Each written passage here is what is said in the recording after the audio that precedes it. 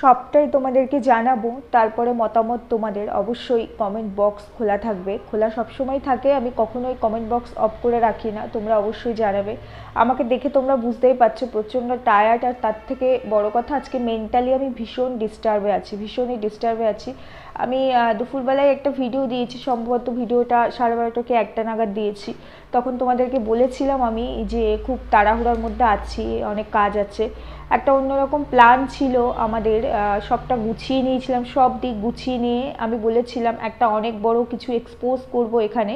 তো সেই হিসাব মতোই সবটা চলছিল, সকাল থেকেও টাইমটা সেট হয়ে গেছিলো, তোমাদেরকে বলেও দিয়েছিলাম যে কিছু কারণের জন্য এক্স্যাক্ট টাইমটা আমি এখানে বলতে পারছি না। তারপরে আমি যখন ভিডিওটা করি, আমি রান্না করে উঠে ভিডিওটা করি, বাকি সমস্ত কাজ খুব তাড়াহুড়ো করে আমি সেরেছি, যেহেতু এই জিনিসগুলো তোমাদের সঙ্গে শেয়ার করতে হবে। ঠিক এরকম সময় আমার কাছে একটা ফোন আসে, আমার জেঠু, তোমাদেরকে এর আগেও একদিন বলেছিলাম, যার কিনা 2 ছেলে গত বছর একসাথে মারা যায়, একসাথে মানে পরপর নয়, স্ট্রোকে আমার 2 দাদাই মারা যায় আর কি, কিছুদিনের ডিফারেন্সে মারা যায় একটা বছরের মধ্যে। তো সেই জেঠুর বয়স 80 আপ, তো সেই কারণে জেঠু মাঝে মাঝে খুব অসুস্থ হয়ে পড়ে, এবং এটাও জানিয়েছিলাম তোমাদেরকে যে আমাদেরকেই জেঠুকে দেখতে হয়, জেঠুর 2 মেয়ে আর আমি, আমরা মিলেই দেখি, আমার বাবা আছে, আমরা সবাই মিলে। জেঠু যেহেতু খুব এজেড, জেঠুর খুব শরীর খারাপ, হঠাৎ করে জেঠু মাঝে মাঝে, জেঠুর হাই প্রেশার আছে, যেহেতু ছেলেরা চোখের সামনে, বাবার চোখের সামনে তার সন্তান চলে যাওয়াটা খুব প্যাথেটিক, খুবই কষ্টের। তরতাজা দুটো প্রাণ, তাদের ছোট ছোট ছেলে মেয়েরা, তাদের বউগুলো, ছোটদার বউ তো আমার থেকেও অনেকটা ছোট, তার ছেলেটার বয়স আমার মেয়ের থেকেও ছোট, 8 বছর বয়স। বড়দার ছেলে মেয়েগুলো একটু বড়, তাদের মেয়ের বিয়ে হয়ে গেছে, ছেলেটার এখনও বিয়ে হয়নি, ছোট 22-23 বছর বয়স। তো সেখানে দাঁড়িয়ে তার চোখের সামনে এরকম একটা ঘটনা, তো জেঠু প্রায়ই অসুস্থ হয়ে পড়ে, আর আমার জেঠিমাও অসুস্থ। অসুস্থ মিন্স আমার জেঠিমার হাঁটুর বল ভেঙে যায়, দাদা থাকতেই, ছোটদা থাকতেই অপারেশন করা হয়, কিন্তু হাঁটতে পারে না, লাঠি ছাড়া হাঁটতে পারে না আর কি। তো এই পরিস্থিতিতে তাদের কোনো সমস্যা হলে আমাদেরকে দৌড়ে যেতেই হয়। জেঠুর খুব শরীর খারাপ ছিল, জেঠু হসপিটালে অ্যাডমিট আছেন, মাঝে মাঝে অ্যাডমিট হয়, মাসের মধ্যে 1-2 বার করে তাকে অ্যাডমিট করতে হয় অক্সিজেনের জন্য। তার খুব মানে যখন প্রেশার প্রচণ্ড হাই হয়ে যায়, খুব টেনশান যখন করে, খবরটা পেয়ে আমি ছুটে যাই। আমি এতক্ষণ হসপিটালেই ছিলাম, জাস্ট আমি এসে চান করে তোমাদের সামনে ভিডিওটা করতে বসেছি। যেহেতু আমি না কথার খেলাপ একদম পছন্দ করি না, আমি যেটুকু করতে চাই, যেটুকু করব নিট অ্যান্ড ক্লিন।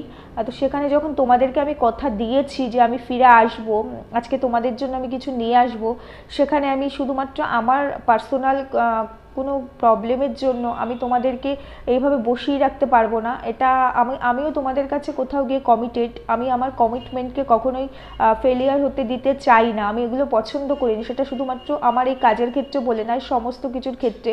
সেই কারণে আজকে আমি এখন এই মুহূর্তে ভিডিওটা নিয়ে এসেছি। যেইটা আমার সেটিং হওয়ার কথা ছিল, যে ভিডিওটা তোমাদের সামনে দেওয়ার কথা ছিল, টাইমটা ছিল 3:30 থেকে 4টে 1 মিনিট। যাই হোক, আমার মেয়েকে পড়াতে এসছে, সেই জন্য আমাকে দরজাটা খুলতে যেতে হলো বেলের আওয়াজ পেয়ে। যেটা বলছিলাম, টাইমটা ছিল 3:30 থেকে 4টে, ঠিক সেই টাইমে আমার ভিডিওটা আসার কথা ছিল উইথ প্রুফ। এখানে সবটা দেখো, আমি একা একা আসলাম, একা একা কথা বললাম, তাতে তো হবে না। আমি যখন কথা দিয়েছি যে আমি তোমাদের সামনে কিছু এক্সপোজ করব, তখন সেটার সঙ্গেই আসতে হবে, তার জন্য একটা টাইমের দরকার। যেহেতু এটা তো আমার একার কোনো কিছু নয়, আমি আমার মানে যেই আর কি লয়ার এই কেসটাকে হ্যান্ডেল করছে, তো উনি আমাকে ওই টাইমটা দিয়েছিলেন, সকালে কথা হয়েছে, উনি বলেছিলেন 3:30 থেকে 4টে, যেহেতু ওনার আজকে 3টে কেস ছিল ব্যাক টু ব্যাক, তাই বলেছিলেন আমি তার আগে পারবো না, আমি 3টের মধ্যে বাড়িতে ঢুকে ফ্রেশ হয়ে 3:30-4টের সময় আমি বসবো। যেহেতু আমি এখানে আর উনি দুর্গাপুরে, তো ওখান থেকে আমাদের সবটা হতো, এবং সবটাই অন ক্যামেরা হতো, তোমরা সবটাই দেখতে পেতে। আর সব থেকে বড় কথা, ম্যাডাম অনেক কিছু বলতেন এই রিলেটেড, ম্যাডাম নিজের মুখেই সবটা বলতেন, কি বলবেন, যেহেতু আজকে আমার জন্য এটা সম্পূর্ণ বলতে পারো ভেস্তে গেল, কিন্তু আমার কাছে মনে হচ্ছে এই ওয়াইটিটা আমি নিজের ইচ্ছেতে এসেছি, কিন্তু তার থেকে অনেক বেশি ইম্পর্টেন্ট আমার ফ্যামিলি মেম্বার্স।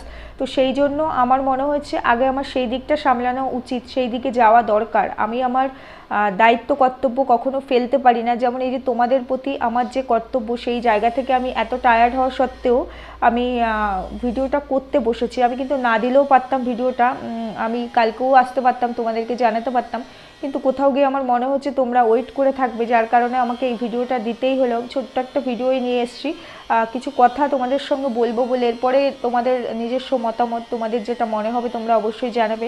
যাই হোক, ম্যাডামের সঙ্গে আমার কথা হয়েছে, ম্যাডামকে জানিয়েছিলাম, বন্যা ম্যাডামকে, যে এরকম আমার ফ্যামিলিতে এরকম একটা ঘটনা ঘটেছে। তো ম্যাম বলেছিলেন চেষ্টা করে যদি হয়ে যায় তাহলে বসবো, আর যদি না হয়ে যায় তাহলে আমি ডেট আবার ফিক্সড করি, যেহেতু উনি খুব বিজি, উনি একটা বিজি শিডিউলের মধ্যে থাকেন। আর তারপর তোমাদের আরও একটা ইনফরমেশন দেওয়ার ছিল, যে আইডিগুলো ফেক আইডিগুলো লাগাতার একে ওকে থ্রেট করছে, তারপরে অনেক আইডি খুব বাজে বাজে কমেন্টসও করছে, সেই আইডিগুলো নিয়েও ম্যাম একটু ব্যস্ত আছেন, সেগুলো নিয়েও কিছু কাজ চলছে, তোমাদেরকে জানিয়েই দিয়েছি, সেই কাজের জন্যও ম্যাডাম একটু ব্যস্ত। যাই হোক, আমি চেষ্টা করছি ম্যাডামের সঙ্গে রাত্রিবেলা কথা বলার। দেখি, ম্যাডাম আমাকে বলেছেন 2-1 দিন হয়তো সময় লাগবে আবারও এই টাইমটা সেট করতে। উনি একটু ফ্রি না হয়ে, ওনার কেস থাকলে উনি তো সেই টাইমে পারবেন না, উনি ফ্রি না হয়ে এটা বসতে পারবেন না। এটা তো শুধু ভিডিও নয়, আমি চাইছিলাম লাইভ প্রুফ কিছু হোক, তো সেই কারণেই ওই টাইমটা সেট করা হয়েছিল। কিন্তু আসবে হয়তো 2 দিন আবারও লেট হবে। আর সবথেকে বড় কথা, যে অ্যাট্রাকশন রাখতে চেয়েছিলাম, সেই অ্যাট্রাকশনের টাইমের সঙ্গে টাইমটা অ্যাডজাস্ট হওয়াটা সব থেকে বড় কথা। এবার অ্যাট্রাকশনটা কী সেটা আমি এখন বলতে পারবো না, বারণ আছে, সেই জন্য বলতে পারবো না, আর বলাটা উচিতও নয়। আমি চাই যখন আমি আনবো তখন তোমরা বুঝতে পারবে, তখন তোমরা দেখতে পারবে। যাই হোক, আমি শুধু একটা কথাই বলতে চাই, যে দেখো অনেক পয়েন্টস ধরিয়ে দিয়েছি, অনেক কথা বলেছি, ডকুমেন্টস ডকুমেন্টস ডকুমেন্টস ডকুমেন্টস এখানে শো করার জায়গা নয়। ডকুমেন্টস যেখানে শো করার জায়গা সেখানে নিশ্চয়ই শো হয়ে গেছে, আর ডকুমেন্টস যারা শো করবে সেটা হচ্ছে তাদের কাজ। আমি কারো এগেনস্টে কোনো স্টেপ নিতে পারবো না, আমার কোনো দায় নেই কারো এগেনস্টে স্টেপ নেব। আমার শুধু দায় সত্যিটা তুলে ধরা। এবার সেই সত্যি তুলে ধরতে গেলে আমাকে তো একটু কোনো কিছু সাহায্য নিতে হবে, আর সেটা তো আমি একা একা যদি এখানে বসে বলি তোমরাও বিশ্বাস করবে না। সেই জন্য আমাকে একটু বলতে পারো এই ধরনের সাহায্যগুলো নিতে হচ্ছে, এগুলো আমি পার্সোনালি নিচ্ছি, পার্সোনালি করছি। এই বিষয়টাকে যারা ইনভেস্টিগেট করছে, দেখছে, মানে যারা এই বিষয়টাতে আমাকে হেল্প করছে। এবার তারপরে পরের কথা পরে, যখন এগুলো নিয়ে আসবে, এত ডিটেলস না বলাই ভালো। এখন যেদিন আসবো সেদিন সবটাই তোমাদের সামনে হবে, সবটাই তোমরা বুঝতে পারবে, আগে থেকে এত কিছু না বলাই ভালো। আর আমি আজকে মেন্টালি ভীষণ ডিস্টার্বও আছি। আমি সব, দেখো আমার লাইফের সব কিছু আমি এখানে এক্সপোজ করি না, আমি সব কিছু বলি না, আমার ব্যক্তিগত লাইফ এখানে কখনোই নিয়ে আসি না। ফ্যামিলির সবার আগে, ফ্যামিলি আছে বলেই আমি আছি, ফ্যামিলির জন্যই আমি আছি, এটা আমি সবসময় বিশ্বাস করি, আর এই বিশ্বাস নিয়েই আমি চলি।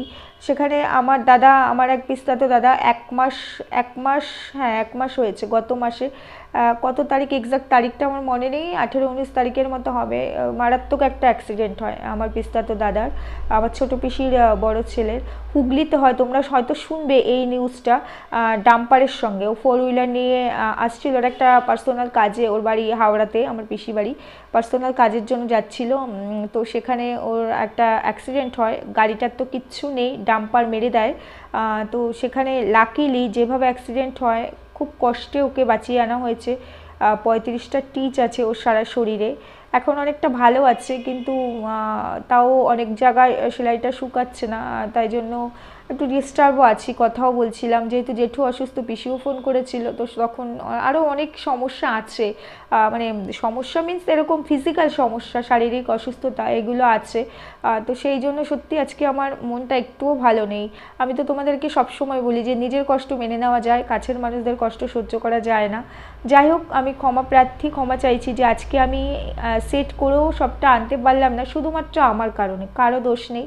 সব জায়গায় সবটা রেডি ছিল, সবাই রেডি ছিলেন, শুধুমাত্র আমার কারণে, কিন্তু আমি অপারগ, কিচ্ছু করার ছিল না, আমাকে আগে সেই জায়গায় যেতেই হতো, কারণ একটা মানুষের জীবনের থেকে আমার কাছে ওয়াইটি কখনোই বেশি নয়। এটা আজকে না হোক কালকে, কালকে না হোক পরশু আমি তোমাদের সামনে আনতেই পারবো, ওয়াইটি থাকবে, আমি যদি থাকি, আমার চ্যানেল যদি থাকে। কিন্তু এই মানুষগুলোর এখন যে সমস্যা, সেই সমস্যা এখনই আমাকে সমাধান করতে হবে। আর আমি কাছাকাছি যেহেতু থাকি, তাই আমাকে সবার আগে দৌড়ে যেতে হয়, বাকি 2 দিদিরা একটু দূরে থাকে, ওদের আসতে অনেকটা সময় লাগে। যাই হোক, তোমাদেরকে বলে দিই, এখন একটু স্টেবল আমার জেঠু, মেবি হয়তো কালকে না হলেও পরশু দিন ছেড়ে দেবে, এখন অনেকটা একটু ভালো আছে, অক্সিজেন চলছে, বয়সটাও তো হয়েছে, যাই হোক একটু ভালো আছে।